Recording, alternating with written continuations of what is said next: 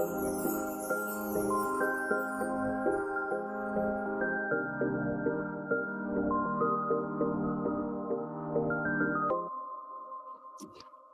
right, folks, we are live. It's Wednesday, my dudes. I hope you're all doing well. My name is Cole Preston, and you're listening to the Cole Memo. I'm going to do a quick episode today. If you're not catching this live, no worries. This was totally impromptu and, in other words, not planned. Folks, I'm cracking open a can trip right now. This is a THC infused beverage. You can buy these and have them delivered actually directly to your door. If you go to drinkcantrip.com/Cole Memo. Cheers. All right, folks, we're going to try to keep this one quick because I got things to do tonight. I should mention if you get the drinks at drinkcantrip.com/Cole Memo, you get a 15% discount. 15% gets kicked back to me, which in the form of in-store credit, which I will use to buy more of these drinks. So, cheers. Anyways, we got a little bit of news today. We are live. Shout out to Genetic Memory Farms, who just dropped a comment and said, "Good afternoon, good peeps. I hope you're all safe and stoned." I'll extend that as well. I hope you are all safe and stoned and just, having a good week. Okay. Well, we've got some news. Like I say, I'm going to try to blow through this because I got other things to do tonight. We're going to be talking about an odor-proof container development, which I'll give you a little bit more information if you have no idea what I'm talking about. It's something I've been tracking for a while. I'm also going to be talking about the potential impact of the transition to Metrc, which is a seed to sale solution here in the state of Illinois. All of that right here on this episode of The Cole Memo. The Cole Memo. The Cole Memorandum. The Cole Memo. The Cole Memorandum. The Cole Memo. The Cole Memo is what allows this whole thing to go on. I mean, you have to respect the memo. Hey, this is Tommy Chung, and you're listening and watching The Cole Memo.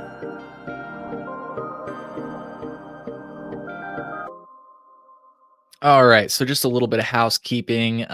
If you don't know what the hell I'm talking about when I reference odor-proof container, I've really, the whole goal in this show is to share what I know. I'm not claiming to be an expert on any of these things. I just try to pay attention as much as I can, and I share the information with all of you.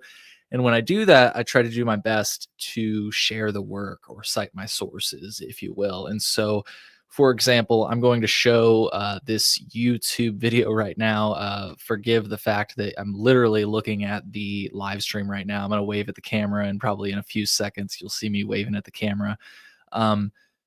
Okay. The point that I'm trying to show by showing you this is that if you scroll down to the bottom, you'll see the show notes here. You see that? It says read full show notes here.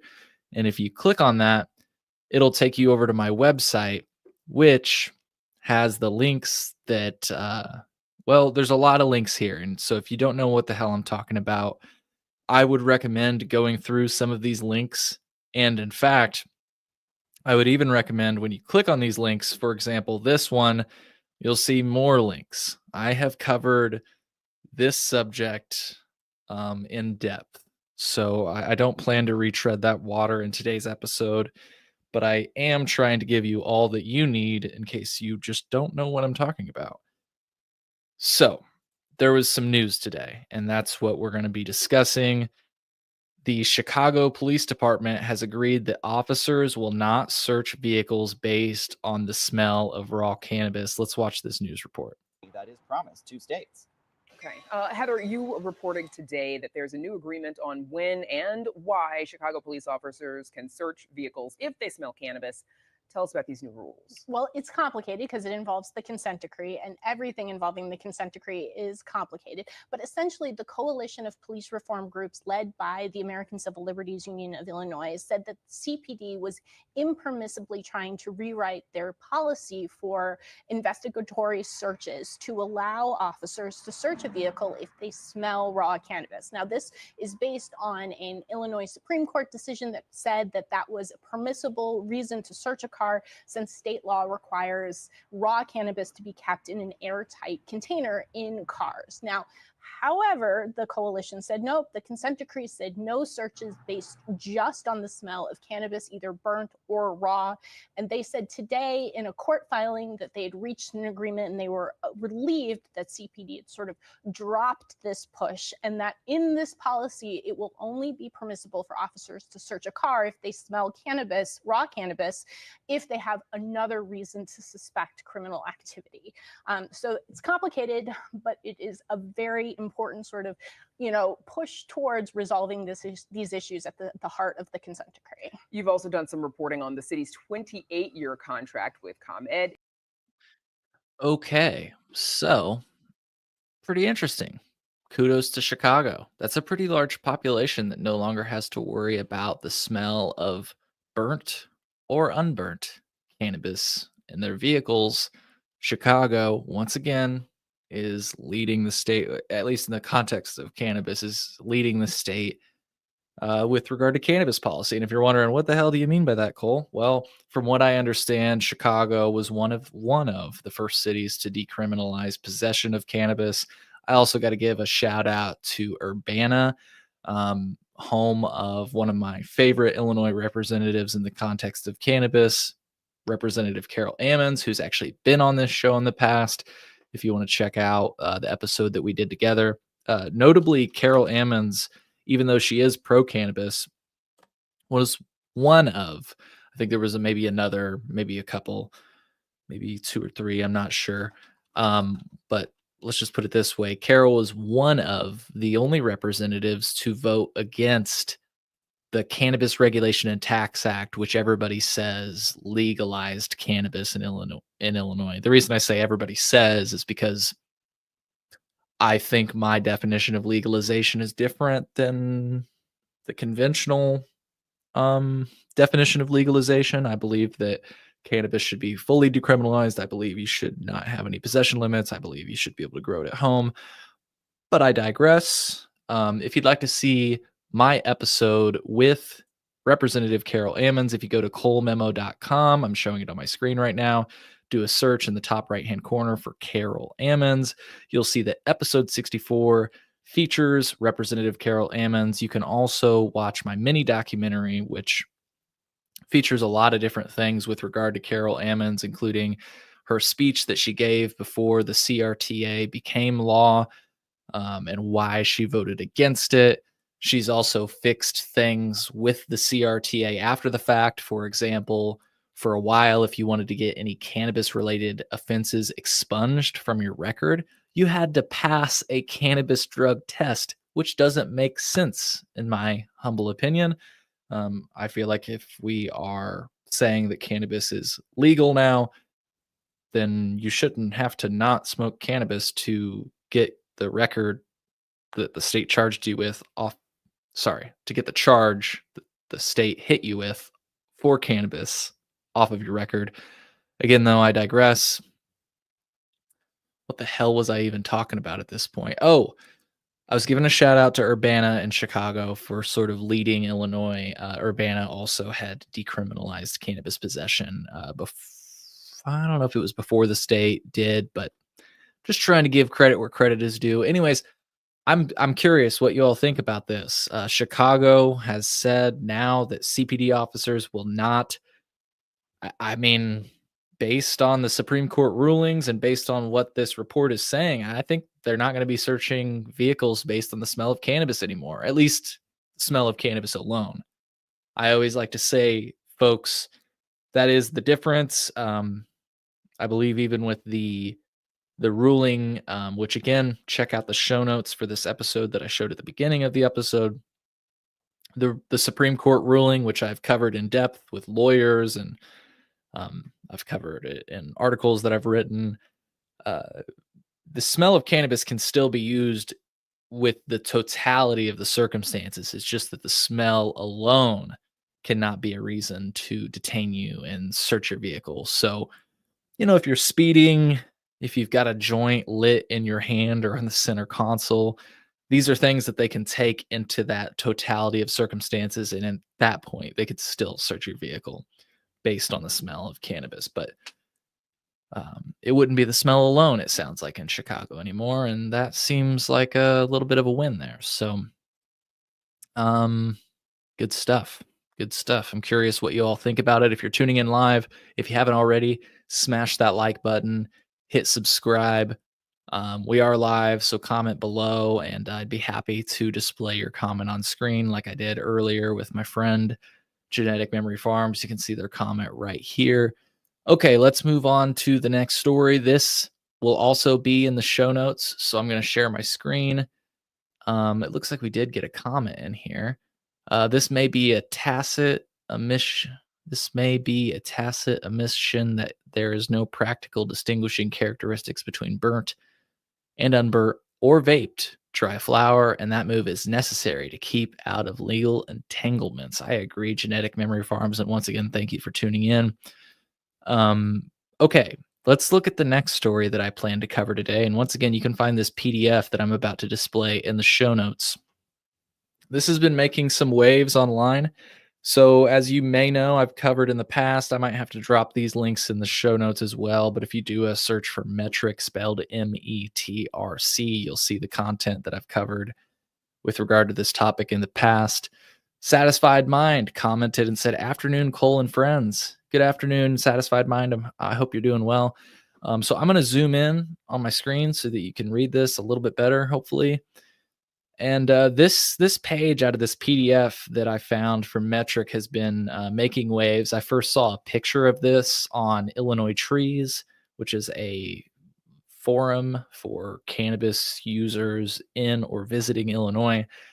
I didn't know at the time where they got this picture, but I just did a Google search for Metrc support bulletin and patient allotments, and I found this PDF. Again, though, you can either do that search yourself or you can check out the show notes and see, because I've downloaded the PDF so that you can view it yourself. This page is definitely generating some conversation. So I am curious what you all think about this. Basically, what it's showing is that medical patients are allowed to purchase 2.5 ounces of flour every 14-day period, which I don't know. I got to look at the law because I don't remember it saying 2.5 ounces of flour. I think it says, and again, I'm going to emphasize a few different times through this segment that I've not done my research yet. I'm going to try to be as fair as possible. But I don't remember the law saying 2.5 ounces of flour. I remember it saying 2.5 ounces of cannabis for every 14-day period. But they basically lay out some equivalencies.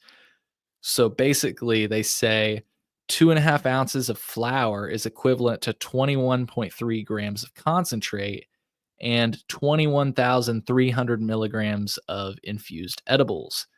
In other words, 1 gram of concentrate or 1,000 milligrams of infused edibles equals 3.33 grams of flour. So,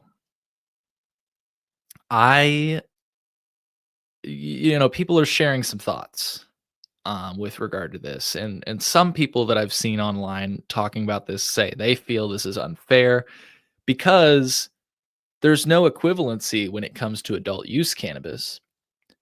With adult use cannabis, if you're a resident, you can purchase 5 grams of concentrate, 30 grams of flour, and 500 milligrams of edibles, if you can't tell I'm doing this off the top of my head, per visit. Some stores will try to limit you, but I guess what the point I'm trying to belabor or make is that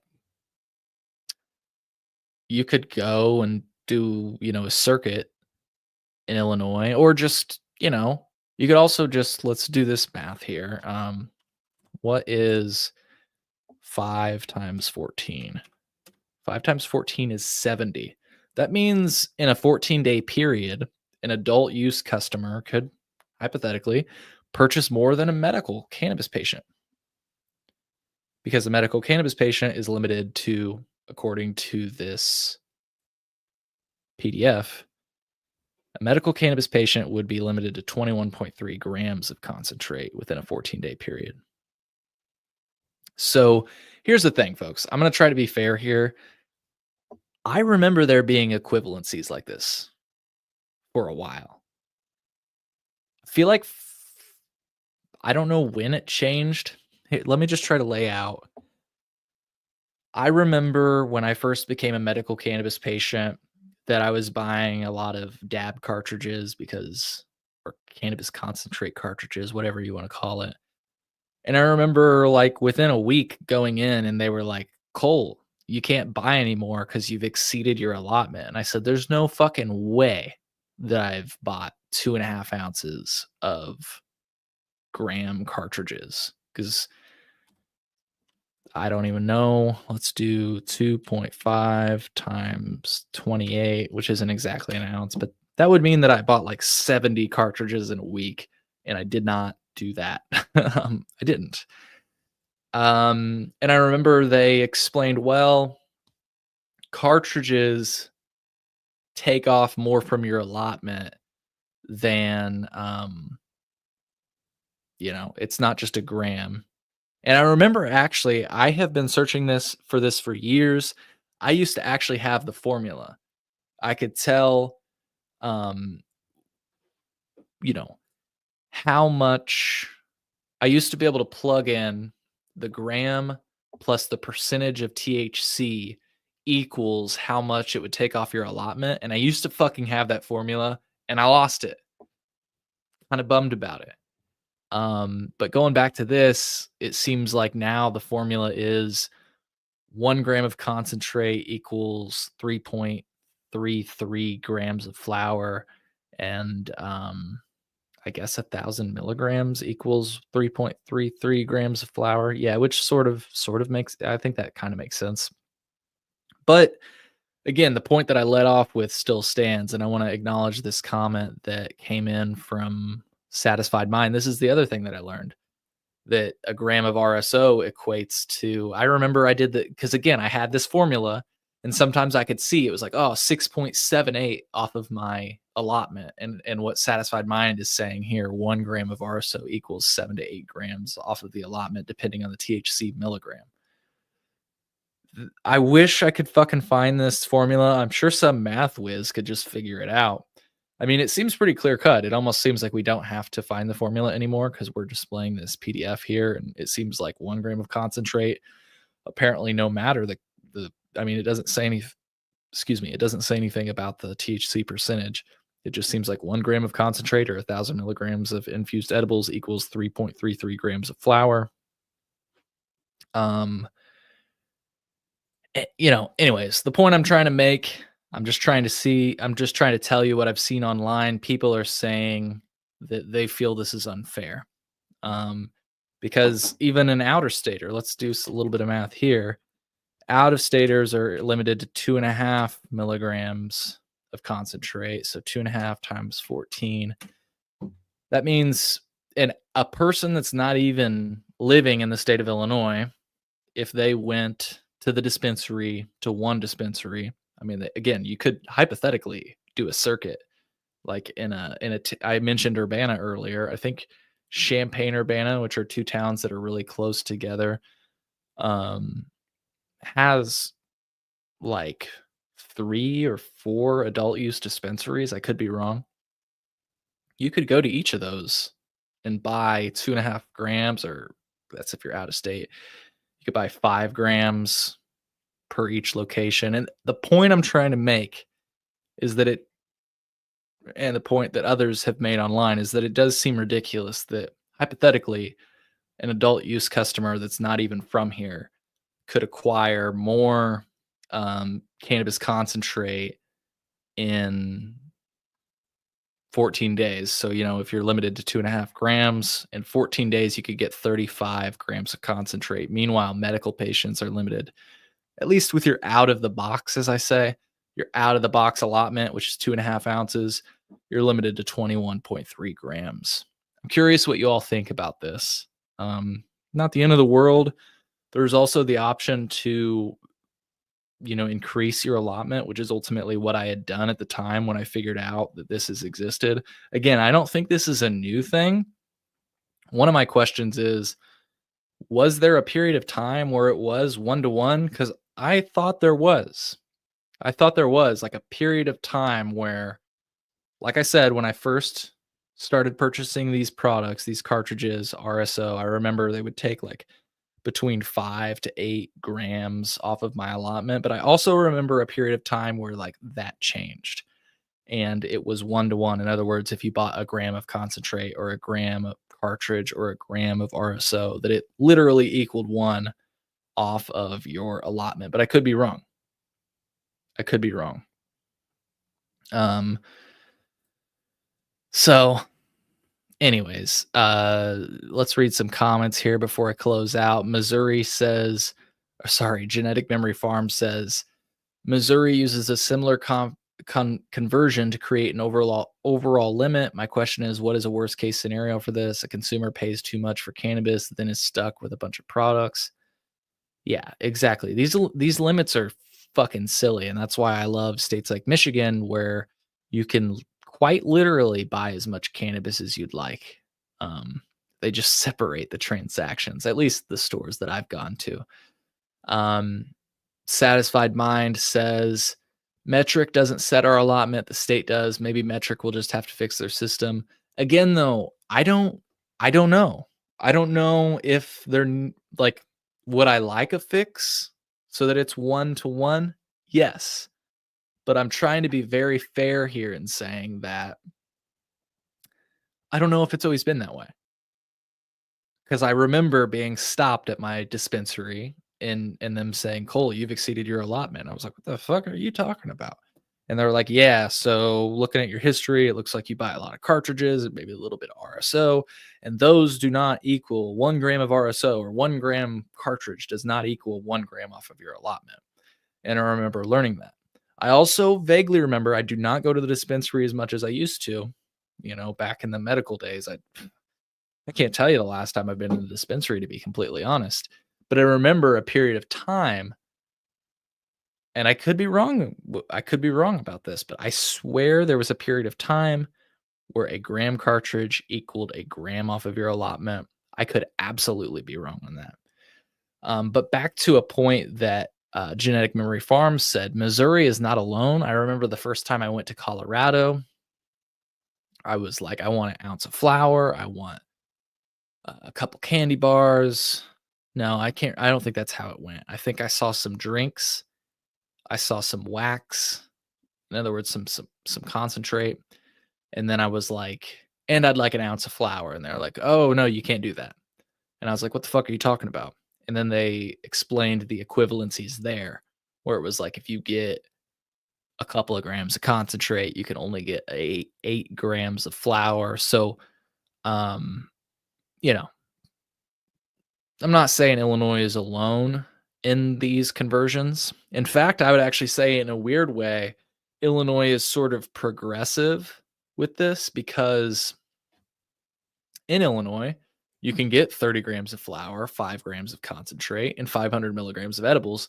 You can't do that in Colorado, as far as I'm concerned. Maybe they changed some things, but as an adult use customer, as I was just saying, at least when I went there a few years ago, I've been there recently, but I wasn't making purchases like that. They have the equivalence, for lack of better words, kind of built into the total. They don't have like the separate categories like Illinois has. So, I mean, credit where credit is due, Illinois. Satisfied Mind says, I don't buy concentrates really, so I can't confirm that side. I'll have to ask around. Genetic Memory Farms commented and said, when the medical program first came out, they made no equivalence in Illinois. It was 2.5 ounces of any product of any concentration for the limit. Then they tightened it. Well, that is upsetting because I think it should be the way that it started. And I just don't think, I don't know if they would actually have any legal standing, but I feel like if a medical patient wanted to sue, you might have a case there. I don't know though. I'd have to, first of all, I'm not a legal professional, but second of all, I've not read the language in a while, but I could swear to you that it says 2.5 ounces of cannabis. It does not say 2.5 ounces of cannabis, but if you're getting concentrate, but if you're, I don't know. Here, somebody just pasted in, I think. So here's the section of the law. It's 410 ILCS 130-10. Thank you, Satisfied Mind, for pasting it. That I think under that it says adequate supply means 2.5 ounces of usable cannabis during a period of 14 days. So maybe there's a definition for usable cannabis that like spells out these equivalencies. I don't know. This is what I will leave you with, is that definitely do your research there, because I don't know. Again, I'm just bringing this up because kind of talking through some of the things I've experienced, some of the things people have said online, and I'm curious what you all know or what you all think. Because I just thought this was an interesting development, And again, you can look at this PDF for yourself at colememo.com. The link is in the show notes if you're watching this on YouTube. If you're not, if you go to colememo.com and look up episode 213, you should be able to find the links that detail not only the odor-proof coverage I've done in the past, but again, if you scroll down, it looks like this is on page 8. Yeah, page 8 of this PDF is where you can find those patient allotment equivalencies. So I just want to reiterate, again, if you're looking to learn more about the cannabis odor-proof subject, I've done a lot of coverage on it. You can see that news report that I covered during this episode at the very bottom. The headline is "After Objections, CPD Officers Agree."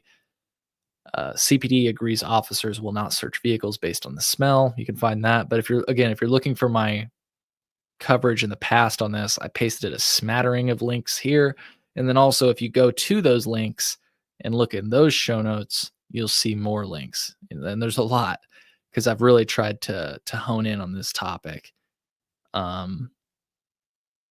So yeah, hope you guys appreciate the coverage. Yeah, that's pretty much all I had for you today. I just wanted to share that update with regard to Chicago. Wanted to share an update with regard to the to this metric equivalency thing, because it's certainly been generating a lot of conversation. Gonna drink some more canned shrimp. I'm about to close out this night, folks. So cheers. I appreciate you all for tuning in. If you haven't already, smash that like button, subscribe so that you can tune into future episodes. And if you're listening to this via a podcasting platform, if you go to colememo.com/YouTube, that's how you can subscribe to our YouTube channel, which I try to announce when I'm going live ahead of time. Again, today was sort of impromptu. Lately, they have been a little bit. But I do my best to try to announce live streams ahead of time. If you'd like to support the show, go to colememo.com/support. Donate $1 or $2 if you're able to do that. If you're not able to do that, that's quite all right. Subscribing, smashing that like button, all those things. That's more than helpful. Way super helpful, because it puts the show in front of more eyes. And lastly, a lot of my content is released at colememo.com/Patreon first. I've got a really hot new episode that I'm hoping to release next week. colememo.com/PATREON. And folks, I hope you found value in this episode. We'll see you on the next one. Enjoy the rest of your week. Take care. And thank you for all of your support. I do appreciate it.